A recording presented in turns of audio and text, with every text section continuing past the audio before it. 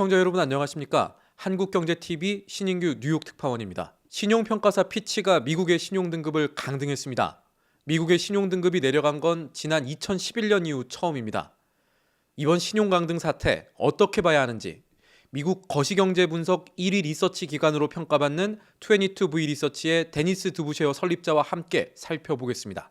August 1st, Fitch downgraded the US rating.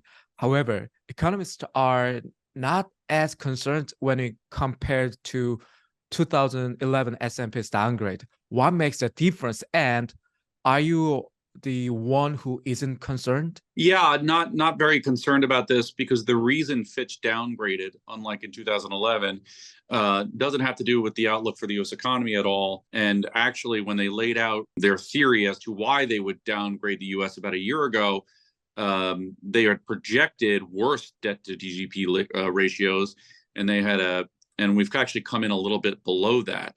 The reason they appear to be downgrading the economy is because of, quite frankly, partisan politics. They are worried that Republicans and Democrats can't work together, and therefore that is a risk to debt, even though we've gotten through all the debt ceiling / government shutdown negotiations in the past.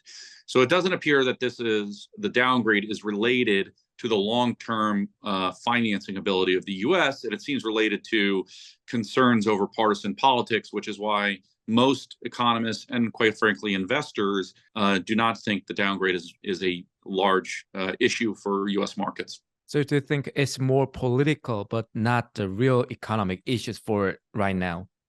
Yes. And so far, here's what we're watching. After the rating cut, the Asian stock market shrank first. Then now U.S. stock market went down. On the other hand, the fixed income market is relatively calm, and even the dollar index is going up. How can we explain this? Yeah, it's a good question. The reason that's the case is because the U.S. economy is a lot stronger. What's happened in the last few days, and not enough people are talking about this, yesterday, you had JOLTS data that showed stable to improving labor markets as well as low wages. So the Fed doesn't have to raise rates more. Today, you had an ADP employment report that was significantly stronger than expected. Last week, GDP was much stronger than expected. The Atlanta Fed's GDP nowcast, which is a monthly update of what the economy is doing, is coming, 3.9%. So bottom line, the U.S. economy is very strong, which is why U.S. Treasury yields are going up. That's why and some people believe that is a negative for the market because the multiple is so high. So if you have a higher discount rate, obviously you need a potentially lower multiple against that. But it's positive for the dollar because the U.S. economy is strong. Also, let's check some detail of the downgrading. With the downgrade, are there any other factors or data that have a negative effect on the U.S. stock market so far? The main negative impact for the U.S. stock market is just the fact that U.S. Treasury yields are going up.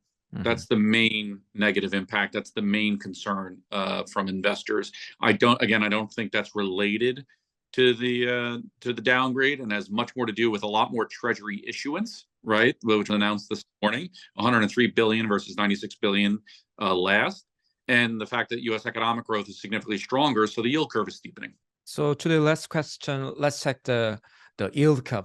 Fitch's downgrade and the recent YCC correction, the BOJ's YCC correction, are likely bad news for U.S. Treasury demand. So how do you foresee for the U.S. Treasury yields and U.S. stock market? What should we focus on?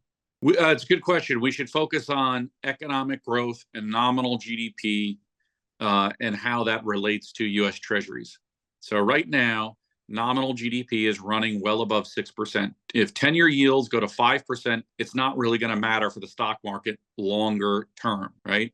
You have to worry, what you should worry about, what everybody should worry about, is if U.S. Treasury yields on a 10-year basis go above nominal GDP. So if nominal GDP is 4% and U.S. Treasury yields on a 10-year basis are 5%, that's a big problem. But if you're going to have a 4 to 5% 10-year yield and 6% nominal GDP, it's not going to be a problem for equities longer term, and that's what investors should be focused on. Thank you for today's comment, Mr. Dubuche. Let's see next week an in-person interview. I really anticipate it. Yeah, look forward to it. Thank you. Thank you.